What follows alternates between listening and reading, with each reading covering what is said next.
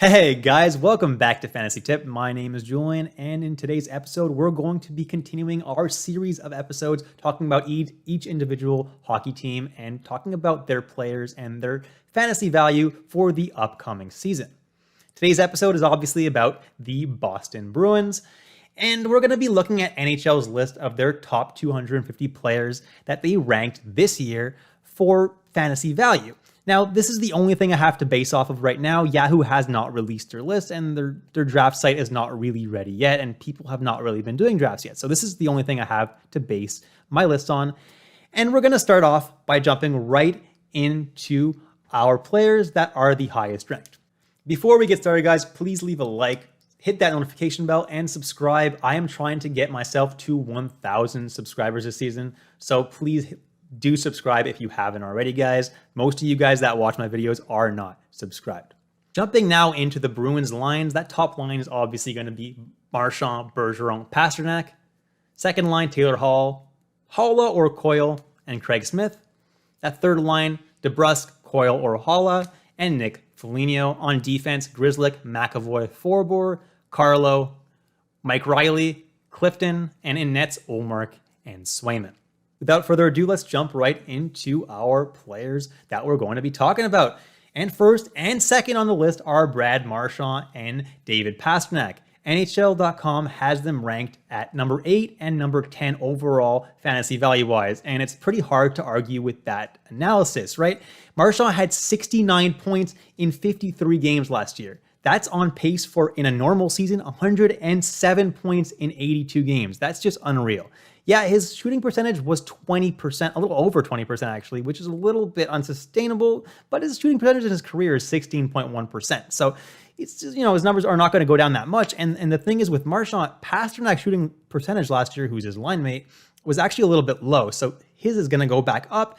His shooting percentage was at about 11.1% last year, whereas he's normally a little bit above 14. So that's going to balance out, and Marchand is going to get about 100-point pace anyway. So he's definitely worth it where he's being drafted currently. And the nice thing about both Marchand and Pastrnak is that neither of them is a centerman. So they do have a little bit more value, in my opinion, because there's a lot of good centers that get drafted later. Next on NHL.com's list is Patrice Bergeron at number 30.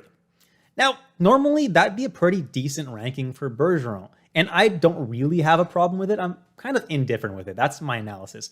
But the thing is, Bergeron is 36 years old now, and he's not that young anymore. Yeah, he's still going to be playing with Marchand and Pastrnak, but at his range, I personally prefer to grab someone like a Max Pacioretty, who's still pretty young and shoots a crazy amount and has probably a little bit more upside and has less risk of getting injured as well. By no means is Patrice Bergeron a bad pick, but I don't absolutely love picking centermen early in the draft when there's really good wingers available at the same range. Next, ranked at number 53 is Charlie McAvoy, and it's the first defenseman we have on the list. And at 53, that's a little bit high, but he had a really good season last year, right? He got 30 points in 51 games, and that would have gotten him 48 points in a regular 82-game season, which is pretty good for a defenseman, right? The thing is, we don't really know what's going to go on in the Boston's defense, right? We don't know, is McAvoy going to be top power play this year, or will it be Matt Grzelcyk? That's why I'm a little bit hesitant drafting McAvoy, but at the same time, he did manage to produce last year even without that top power play time. So he definitely could be worth drafting at this range. Next are the two goalies, Linus Ullmark and Jeremy Swayman, ranked 106 and 124 respectively. Personally, I'm staying far, far away from this goalie situation in Boston. I don't like it, and I strongly recommend to not draft anyone in Boston in nets, because right now Ullmark is ranked as the 19th best goalie, and Swayman's ranked at number 23. Right, and Boston, they've shown in the past 4 or 5 years that they're not afraid to split their goalie starts. So even if you do draft Ullmark, yeah, maybe he'll get 60% of the starts. It's not that much. I mean, Boston's going to win a lot of games, which is fine, but I think there are better options. And the thing is, yeah, it's an okay pick, but Tuukka Rask is going to be healthy in January, and Boston's shown that they are going to sign him. So what the hell is going to happen when Boston has 3 good goalies that are ready to go in January? What's going to happen then, right? I just don't like it. It's kind of a muggy situation, and for that reason, I'm going to stay away from all the Bruins goalies this year. That being said, Tuukka Rask is not ranked, so if he does come back in January like he's supposed to, I might consider picking him up then off the waiver wire. Next is Taylor Hall, ranked at 126 overall, and he's ranked as the 77th best forward. And to me, it does make a lot of sense, right? Taylor Hall had a rough season last year. He's playing in Buffalo, and Buffalo is where careers go to die. Like, Buffalo is brutal, and I feel bad for anyone who plays there. But Taylor Hall, he got traded to Boston, and he did a lot better once he did, right? He looked really great on that line with David Krejci and Craig Smith. The thing is, David Krejci is not there anymore, so he's probably going to play on a line with maybe Charlie Coyle now as the center. Either that, or they're gonna move Craig Smith to the center. So I don't really know what's going to happen. It could be Haula as well centering that line, but I don't think it's too much of a problem. Taylor Hall is a good enough player to, he should be able to do just as well. Considering he should also be getting that top power play time this year, which is the important thing.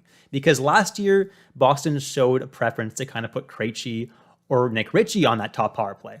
Well, guess what? Krejci and Nick Ritchie are not on the team anymore. So Taylor Hall should be getting that top power play, which is why I like him at this range. Guys being drafted in this range are Kubalik, Radulov, Trocheck, and Bo Horvat. In this range, I really like where he's going.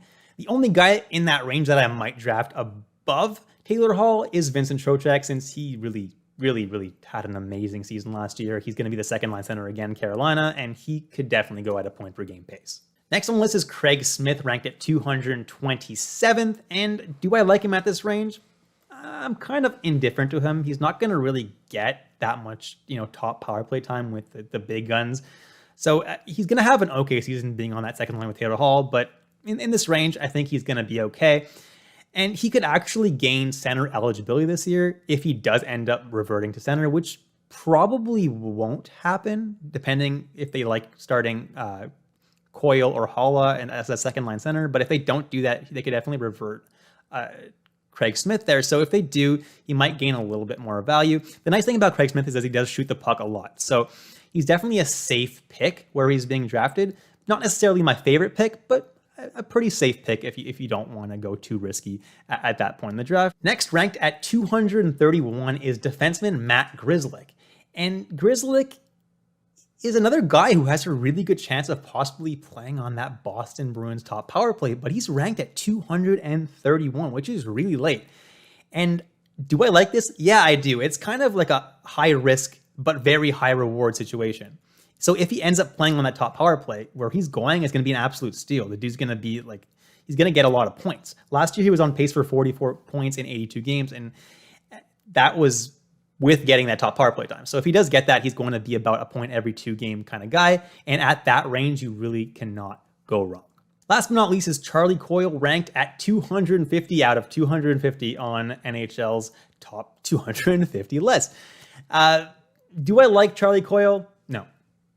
Charlie Coyle got 56 points in his highest pointing season ever. His second highest was 42. So do I think he's gonna really break that? No.